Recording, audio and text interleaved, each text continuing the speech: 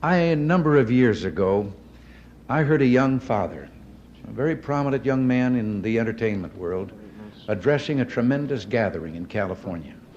It was during the time of the Cold War, and communism and our own way of life were very much on people's minds, and he was speaking to that subject. And suddenly, though, I heard him saying, "I love my little girls more than anything," and I said to myself, "Oh no, don't say that." But I had underestimated him. He went on, "I would rather see my little girls die now, still believing in God, than have them grow up under communism and one day die no longer believing in God."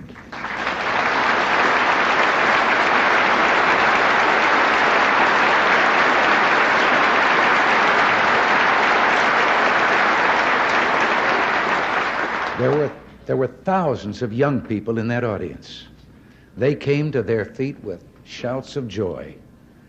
They had instantly recognized the profound truth in what he had said with regard to the physical and the soul and what was truly important.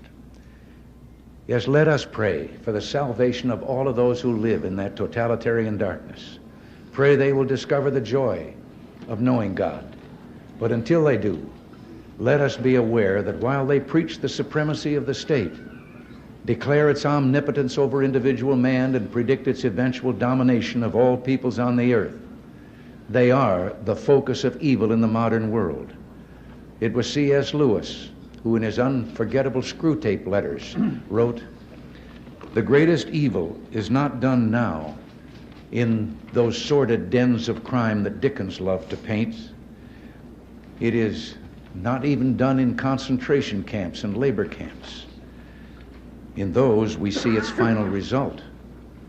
But it is conceived and ordered, moved, seconded, carried, and minuted in clear, carpeted, warmed, and well-lighted offices by quiet men with white collars and cut fingernails and smooth-shaven cheeks who do not need to raise their voice."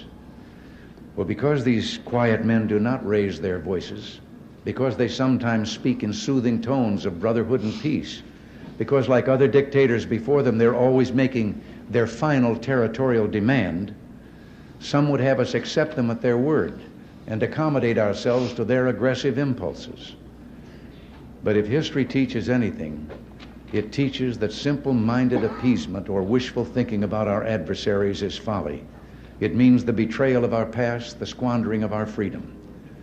So I urge you to speak out against those who would place the United States in a position of military and moral inferiority. You know, I've always believed that old Screwtape reserved his best efforts for those of you in the church.